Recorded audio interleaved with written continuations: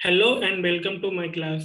आज मैं आपको इस क्लास में मुगल वंश के बारे में बताऊंगा कि भारत में कैसे स्थापित हुआ, ये कहाँ से रहने वाले थे, भारत में इन्होंने अपनी जड़ें कैसी जमाई और ये कहाँ कहाँ तक इनका राज्य था और इन्होंने कौन कौन से युद्ध लड़े, जो कि हमारे एग्जाम के पॉइंट्स ऑफ व्यू से बहुत ही इम्पोर्टेंट चैप्टर है। इसमें क्या होता है कि इसमें आपको वही चीजें बताएंगे जो हमारे एग्जाम के लिए एग्जाम ओरिएंटेड चीजें आपको बताएंगे।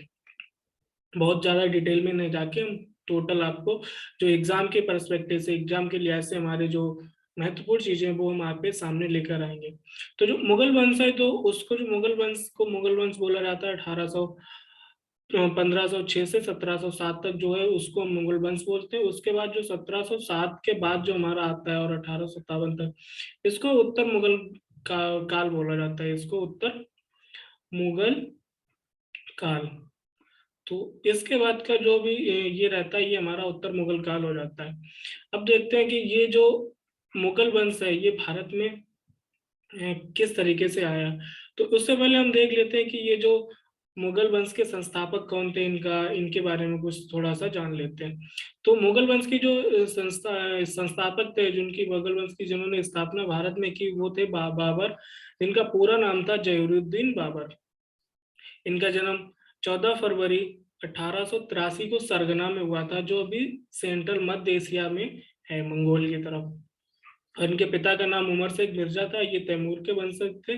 और इनकी माता का नाम था तुगलुक मिजार खानम। तुगलुक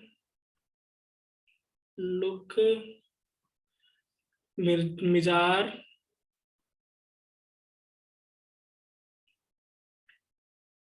तुगलुक निगार सॉरी निगार इनका निगार खानम जो थी हमारे, ये तैमूर वंश से थे, ये मंगोल के वंशज थी। तो इन दो वंशज से मिलके ये बने तुगलुक निगार खानम। और उमर शेख मिर्जा की जो संतान थे वो बाबर थे। और बाबर अपने आप को तैमूर के वंशज बताना ज्यादा अच्छा समझते थे। अब ये था क्या कि इनके पिता एक छोटे से सरगना थे, सरदार थे वहां के। लेकिन इनके पिता की जो थे, अपने अड़ोसी पड़ोसी रहते हैं, तो उनके जो राज्य के आसपास जो पड़ोसी थे और अपने पड़ोसियों से, लोगों से इनके ज्यादा अच्छे संबंध नहीं थे। तो उनसे बार बार इनको लड़ाई लड़नी पड़ती थी। तो ज्यादा अच्छे संबंध ना होके तो उनको अपना राज्य चलाना मुश्किल पड़ रहा था। तो इसी हालत में जब इनके एक साले ने, इनके मामा ने, मीन्स इनके पिता के साले ने इन पर आक्रमण किया और इनके पिता की हत्या कर दी। तो जब इनके पिता की हत्या हुई तो इनकी उम्र 12 वर्ष की थी। और जब उनके सरदार, इनके राज्य में जब इनके पिता की हत्या हो गई तो इनको 12 वर्ष की उम्र में, लगभग 12 वर्ष की उम्र में इनको राजा बनना पड़ा वहां का। अपने सरदार, अपना जो छोटा सा राज्य था वहां का अपना राजा बनना पड़ा। लेकिन क्योंकि इनके वहां की राज्य ज्यादा अच्छा था नहीं, लोगों के व्यवहार में, आधार व्यवहार में इनके साथ इतने अच्छे व्यवहार नहीं थे, तो इनको वहां अपना राज्य चलाना मुश्किल पड़ रहा था। और ये बाबर सोच रहे थे अपना इधर उधर थोड़ा सा राज्य बढ़ा लें, तो इस चक्कर में इनको वहां से भागना पड़ गया। लेकिन इनका शुरुआती मन भारत में आने का नहीं था। अब देखते हैं कंडीशन क्या क्या बनी कि ये भारत में आए। तो बाबर का जो प्रारंभिक संघर्ष था उसके लिए इन्होंने जो सरगना के पास ही था, समरकंद, ये समरकंद को जीतना चाहते थे। इन्होंने 1494 में समरकंद पर जीतने का प्रयास किया, आक्रमण किया, लेकिन वहां जाके ये असफल हो गए। ये समरकंद को नहीं जीत पाए। फिर इन्होंने 1457 में समरकंद को जीत तो लिया, लेकिन सिर्फ 100 दिन के लिए जीत पाए। और फिर से इन्होंने, जो वहां के अफगाना लड़ाके थे, इराकी थे, तो उन लोगों ने, मंगोल के दूसरे लोग थे, उन लोगों ने इन पे फिर से कब्जा कर लिया।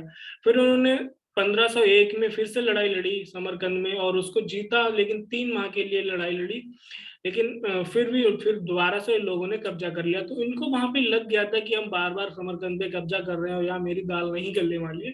तो इन्होंने भारत की तरफ, भारतीय उपमहाद्वीप में अपने गुप्तचरों से संदेश लेना स्टार्ट किया। वहां इन्होंने देखा और वहां से यहाँ से इन लोगों को, यहाँ से इन्हें सूचनाएं मिलने स्टार्ट हुई कि यहाँ की जो राजनीति स्थिति है वो बेकार चल रही है, क्योंकि दिल्ली में जो लोधी वंश का शासक है वो बेकार हो चुका है। उधर राणा है, बेमनी राज्य और बाकी सारे लोग जो आपस में लड़ रहे हैं, तो यहाँ की जो राजनीति उथल पुथल है, तो और यहाँ से लोग इनको बुला भी रहे हैं बाहर से कि आओ आप लोधी वंश से करो। और जो लोधी के एक चाचा हैं, जो वहाँ के राजा के, दिल्ली के राजा के चाचा, वो भी उनको, वो उनके खिलाफ खड़े हुए हैं, तो वो भी उनको बुला रहे हैं।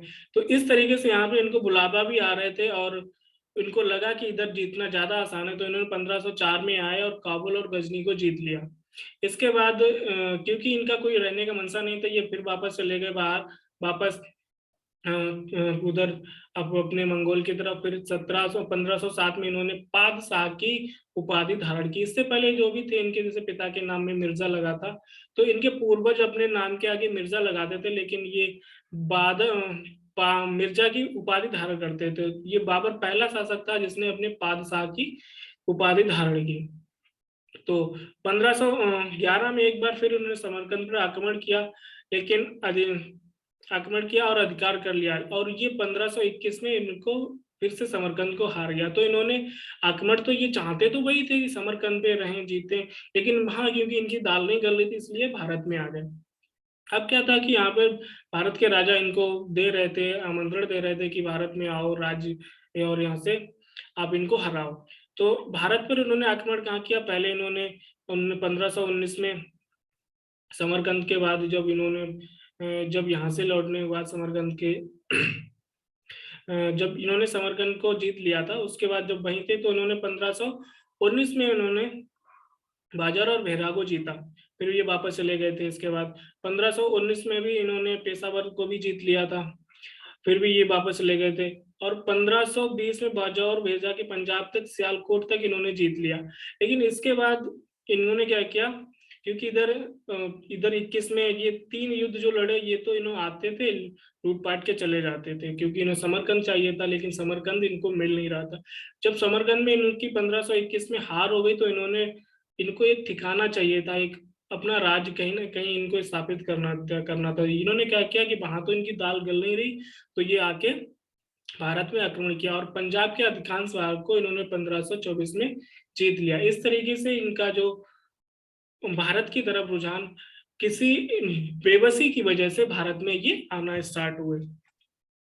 अब बाबर की जो आक्रमण भारत पे जो किया बाबर ने, वो अब देखते हैं कहाँ कहाँ आक्रमण किया भारत का। जो, क्योंकि यहाँ के राजा जैसे राणा सांगा थे, वो चाहते हैं, वो उन्होंने भी इनको आमंत्रण दिया था कि आप आओ और यहाँ पे युद्ध करो, लेकिन वो ये समझ रहे थे कि ये आएगा लूट पाट के चला जाएगा, जैसे पुराने राजा कर रहे थे। लेकिन इनका, क्योंकि ये वहां जम पा नहीं रहे थे, ये वहां बहुत सारी लड़ाइयाँ हो रही थी और बार बार कब्जा हो रहा था समरकंद पर, तो ये जब आए, इनको एक ठिकाना चाहिए था, तो इन्होंने पानीपत का जो युद्ध 11 अप्रैल 1526 में, जो 11 अप्रैल 1526 में युद्ध लड़ा, जो दिल्ली के शासक थे इब्राहिम लोधी, उनको पराजित किया। और इन्होंने इस युद्ध में एक खास बात ये थी कि इस युद्ध में तोप खाने का यूज किया था। इसमें इनके सिर्फ 12,000 सैनिक थे, और इनके 12,000 सैनिक थे, और जो इब्राहिम लोधी उनके 1 लाख सैनिक थे, उनके 1 लाख सैनिक थे। अब इन्होंने 12,000 सैनिक के साथ इब्राहिम लोधी ने के साथ युद्ध किया, लेकिन फिर भी इन्होंने, जो बाबर है, इन्होंने अपना युद्ध जीत लिया, क्योंकि इनका जो तोप खाने का यूज हुआ था, इसलिए उसने जीत लिया। और इसमें तुगलका नीति का उपयोग किया था इन्होंने ग्रेड करने के, और तोपों का संचालन इसमें किया था अली कुली ने। ये कुछ नाम है आपको याद रखने, जैसे इन्होंने किस युद्ध नीति का, इन्होंने इस पानीपत के प्रथम युद्ध में, पानीपत का जो युद्ध हुआ इब्राहिम लोधी के साथ, बाबर और इब्राहिम लोधी का, इसमें बाबर ने किस युद्ध नीति का प्रयोग किया था? तो इन्होंने तुगलका युद्ध नीति का प्रयोग किया था, जिसको इन्होंने उज़्बेकों से सीखा था। और इसमें जो तोपों का जो संचालन था, वो अली कुली ने किया था। ऐसा कहा जाता है कि ये सुबह युद्ध शुरू हुआ और दोपहर तक समाप्त हुआ, इब्राहिम लोधी मारा गया और इनका दिल्ली पर कब्जा हो गया। और बंदूकधारियों का जो संचालन था, वो था उस्ताद मुस्तफा ने किया था। और 1526 में जो इसका युद्ध हुआ था बाबर के साथ, बाबर का और इब्राहिम लोधी का, जब इब्राहिम लोधी मारे गए, तो बाबर ने खुद को बादशाह घोषित कर दिया और भारत में मुगल वंश की स्थापना कर दी। अब युद्ध के बाद इन्होंने क्या किया, क्योंकि ये वहां से थे, काबुल वगैरह ये मध्य एशिया में थे, तो उधर इन्होंने क्या किया, युद्ध के बाद अपनी उदारता दिखाते हुए वहां इन्होंने सोने के चांदी के सिक्के बंटवाए, जिसके लिए इन्होंने, इनकी जनता ने इनको कलंदर की उपाधि दी, क्योंकि ये कलंदर होता है कि बहुत ही अपने लोगों के प्रति दयालु व्यक्ति होने के कारण इनको कलंदर की उपाधि दी, क्योंकि इन्होंने सोने के सिक्के बंटवाए, अपने युद्ध में जीत गए, तो इसलिए जनता ने इनको कलंदर पुकारा। अब आगे आते हैं दूसरा जो युद्ध हुआ, क्योंकि जो खंबात का युद्ध, खंबात, तो खंबात का युद्ध में जो 1527 में हुआ, इसके बाद पानीपत के युद्ध में तो उन्होंने दिल्ली पर शासन कर लिया था। कहाँ कहाँ शासन हो गया था, दिल्ली पर। लेकिन खंबात का जो युद्ध था, इसके क्योंकि राणा सांगा जो माने जाते थे बहुत ही ताकतवर, राणा सांगा जो है बहुत ही ताकतवर योद्धा है, बहुत ही इनका जो शासन था बहुत अच्छा था, और इन्होंने बहुत ही सूरवीर योद्धा थे। कि इब्राहिम लोधी एक डल राजा था, मतलब इतना ज्यादा एक्टिव नहीं था, तो ऐसा माना जाता था कि राणा सांगा इनको पराजित कर देंगे। हालांकि राणा सांगा ने ही बुलाया था कि ये आए, वो सोच रहे थे ये आएंगे और निकल लेंगे, लेकिन ऐसा इन्होंने नहीं किया, इनको एक घर चाहिए था अपना एक। तो बाबर आए और यहाँ पर ये जब दिल्ली पर इन्होंने शासन किया, फिर इनका राणा सांगा के साथ भी युद्ध हुआ। तो राणा सांगा के युद्ध जब हुआ, तो उन्होंने, बाबर ने इसमें जिहाद का उपयोग किया, कि जिहाद का इसलिए क्योंकि हम आके आपको बचाएंगे, आपके धर्म, आपका धर्म संकट में है, तो इन्होंने इसमें धर्म का जो नारा था, जिहाद का नारा दिया कि धर्म के लिए आप युद्ध करो।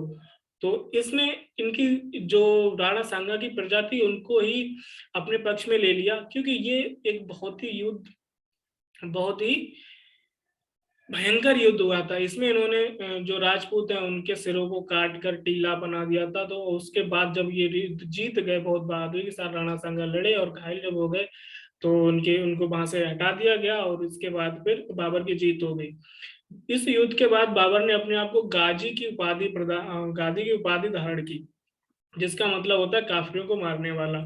तो इस युद्ध के बाद इन्होंने अपने आप को गाजी की उपाधि दी। और इसमें आपको ध्यान रखना, खंबात की खाड़ी में, खंबात की युद्ध में जो बाबर है उसने जिहाद शब्द का प्रयोग किया। जिहाद इसलिए किया क्योंकि इसके पास कोई रीजन था नहीं, ये इनके दोस्त ने इनको बुलाया था कि आप आओ युद्ध करो, अब वापस चले जाओ, लेकिन ये यहाँ पर आके रुक गया।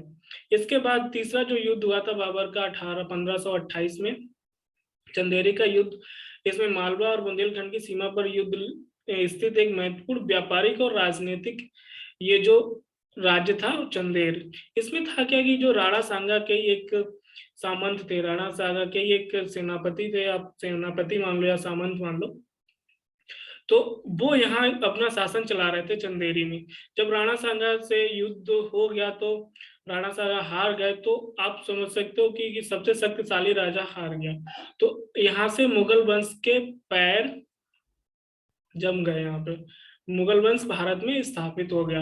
अब चंदेरी का युद्ध भी बहुत अच्छे से लड़ा गया, लेकिन फिर भी इसमें इनकी चंदेरी के राजा जो थे मेदिनी राय, वो पराजित हो गए। जब पराजित होने के बाद बाबर ने क्या किया, उनकी दो पुत्री, मेदिनी की दो पुत्री को पकड़ा और अपने पुत्र हुमायूं और कामरान को गिफ्ट दे दिया।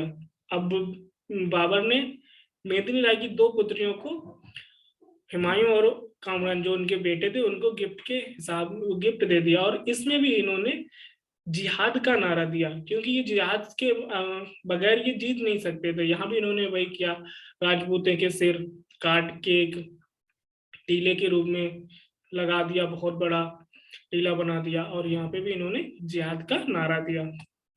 आगे देखते हैं एक घाघरा का युद्ध जो हुआ था, तो ये बाबर का अंतिम युद्ध साबित हुआ था। इसमें इसके बाद जब घाघरा के युद्ध के जो युद्ध था, ये बाबर का अंतिम युद्ध साबित हुआ। इसमें 28 दिसंबर 1530 में बाबर की मृत्यु हो गई। और इसके बाद क्योंकि ये लड़ा गया था घाघरा के तट पर, ये लड़ा गया था जो इब्राहिम लोदी के भाई हैं, जो अफगान शासक हैं, वो इधर शासन कर रहे थे बिहार साइड, और बार बार ये बाबर को परेशान कर रहे थे। उन्होंने इसको एक अभियान के तौर पे लेके फिर उनको हरा दिया, और फिर वो भाग गए वापस। तो उसके बाद ये 26 दिसंबर ये डेट इधर उधर भी हो सकती है, कुछ कई इतिहासकार अलग अलग भी मानते हैं। तो 1530 में इनका 26 दिसंबर 1530 में इनकी मृत्यु हो गई। और इनके सबको आगरा के आराम बाग में दफनाया गया, क्योंकि बाबर चाहता था कि उसका जो शव है वो काबुल में दफनाया जाए। तो आराम बाग के बाद इनका जो शव था यहाँ से निकाल के फिर काबुल में दफनाया गया। तो ये तो थी बाबर की पूरी इतिहास भारत में कि मुगल वंश कैसे स्थापित हुआ। इससे पहले लोधी वंश था। तो भारत में मुगल वंश की स्थापना बाबर ने की। और बाबर ने कितने युद्ध लड़े? 4 युद्ध लड़े। पानीपत का, खंभात का, चंदेरी का, घाघरा का, ये सारे युद्ध लड़े। और कुछ पॉइंट्स हैं जिनको क्वेश्चन कभी कभी बन जाते हैं। तो बाबर की आत्मकथा जो बाबर ने खुद लिखी थी, जिसको बाबरनामा बोला जाता है, वो थी तुजू के बाबरी। और मुबैयन नामक जो शैली है, शैली की शुरुआत है, साहित्यिक शैली, उसकी शुरुआत भी बाबर ने की थी। उसके बाद जो शाहरुख नामक सिक्का चलाया था, वो भी एक चांदी का सिक्का था, वो भी बाबर ने ही चलाया था। और यहाँ जो बाबरी मस्जिद है दिल्ली में, उसको बाबर के एक सेना नायक ने बनवाया था दिल्ली में। वो मंदिरों को उखाड़ के, मंदिरों को तोड़ के, वहां पर दिल्ली में बाबर के एक सेनापति ने एक बाबरी मस्जिद का निर्माण कराया था। तो इस क्लास में इतना ही, मिलते हैं नेक्स्ट क्लास में। Thank you.